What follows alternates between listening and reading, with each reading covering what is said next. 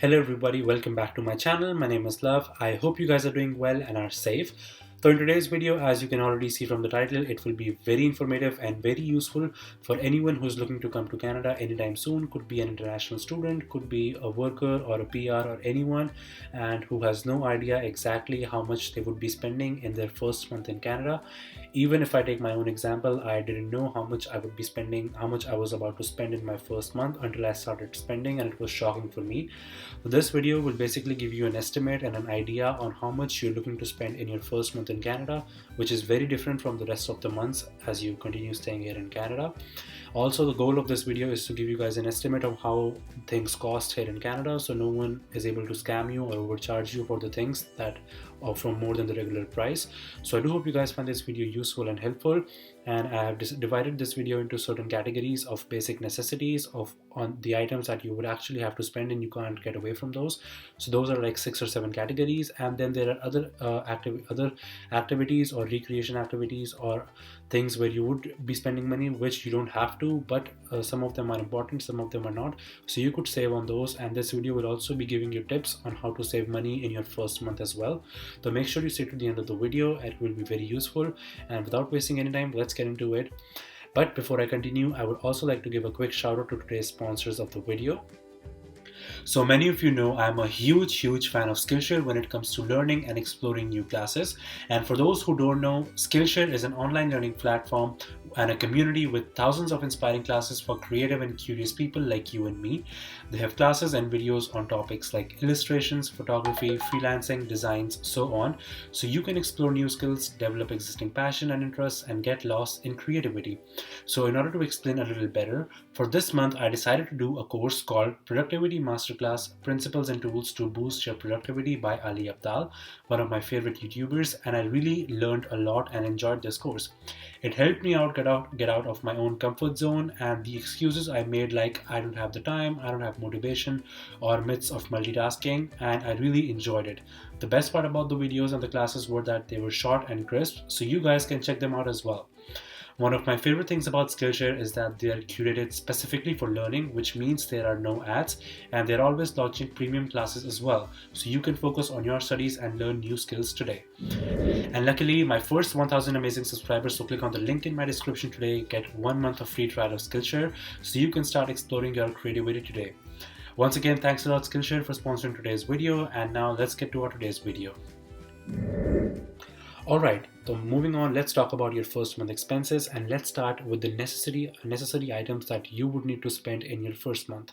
So the first thing, let's say if you are me and you're coming to Canada for the first time and you're coming without booking any accommodation and you don't have anywhere to stay right now. So what I did and what most of you could do is maybe book like an Airbnb for a few days until you finalize a full and final accommodation for the rest of your months. So let's say you book an Airbnb until you finalize a big accommodation.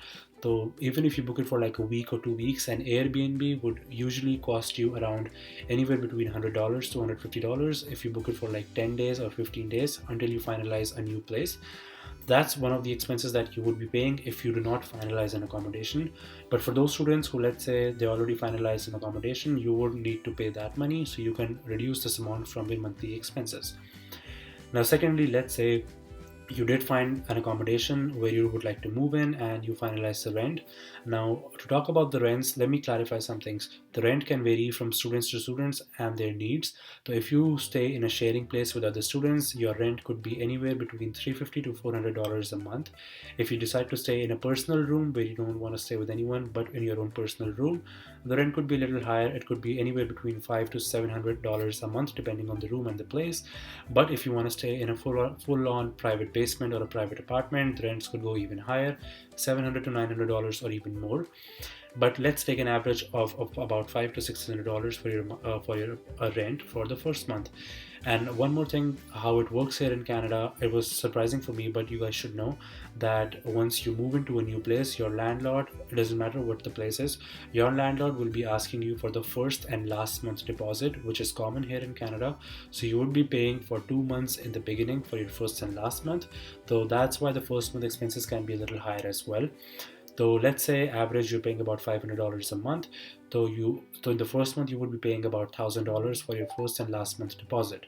That's another expense that you need to keep in mind, and depending on the type of the landlord, you guys will be paying it to them either through e-transfer or cash.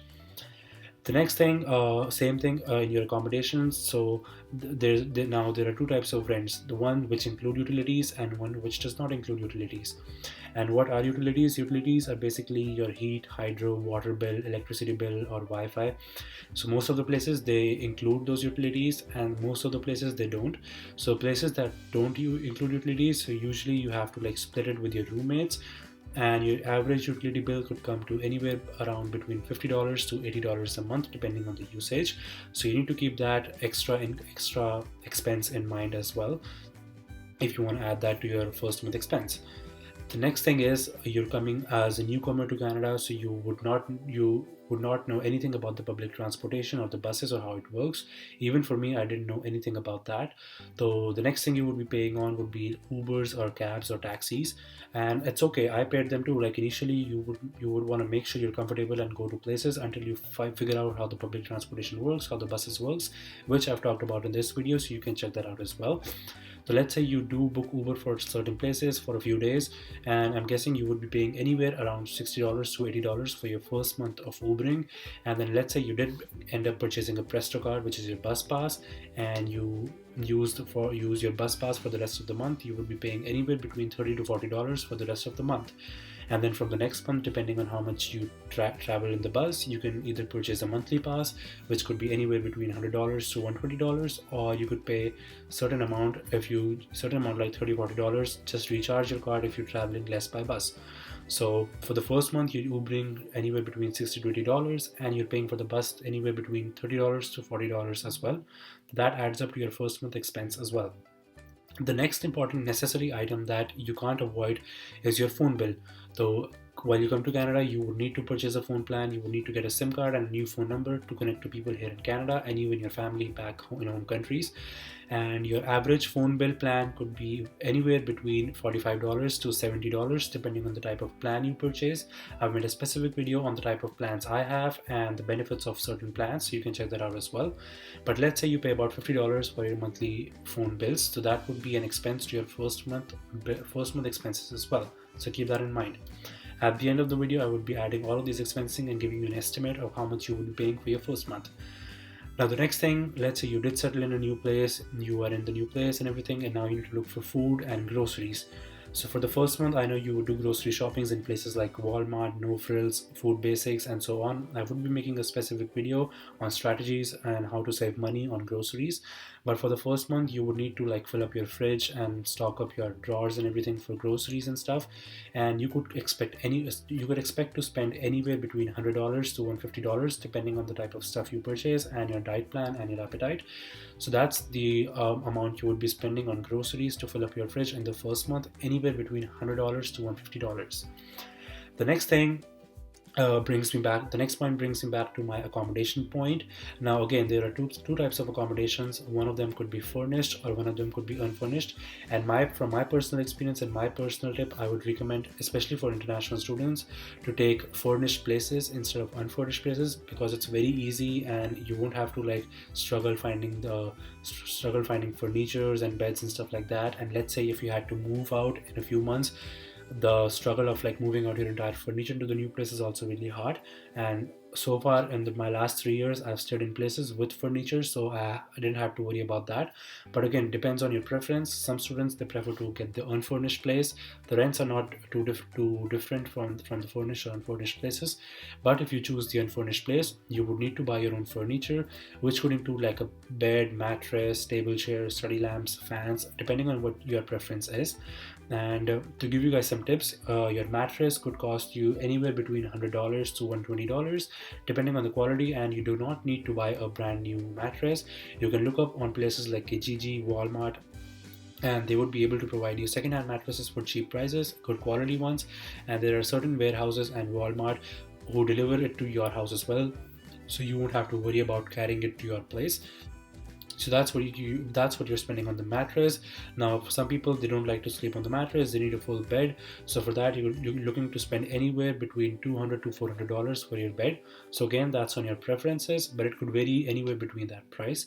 Now, I'm taking $100 separately for the other furniture. Let's say you wanted to buy a drawer set or a table, chair, or a lamp, night lamp, or could be a fan or anything like that. You're sparing extra $100 for that furniture that you would be putting in your room or in your accommodation.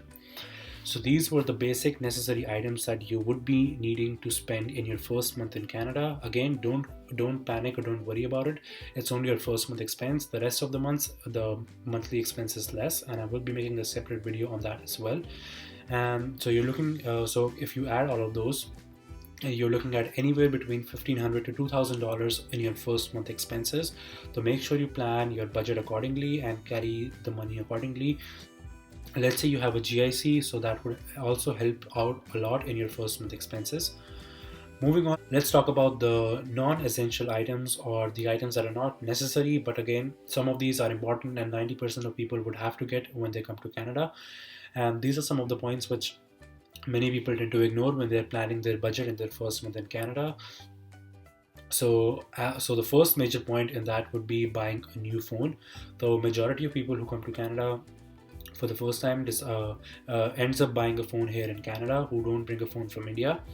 And your new phone, depending on the brand and the quality, your new phone could cost you anywhere between $700 to $1,400. Could be an iPhone or an Android, depending on what you like. Now again, in order to purchase a phone, you have two options. One, to directly purchase the phone, where you're looking to spend anywhere between $700 to $1,400. Second option is to get the phone for free with your monthly plan, but then you're looking at your mobile monthly plan to vary anywhere between $90 to $120, depending on the company. So make sure you keep that in mind, because that's the plan that you would be paying for the next 2 years. So keep that in mind and buy your phone accordingly. That's your first expense. The second additional expense that some people tend to forget is to purchase the electronics. Now, the electronics I'm talking about is your laptop for your studies, your vacuum cleaner for your room, or your iPad, depending on what you prefer. And trust me, you would need a laptop for your studies here in Canada for your assignments, especially now that the classes are online. And to purchase a new laptop, again, depending on the company, you're looking to spend anywhere between $500 to $1,200 on the new laptop. And on the other electronic items like groceries and stuff like that, the vacuum cleaner and all, you're looking anywhere between $60 to $100.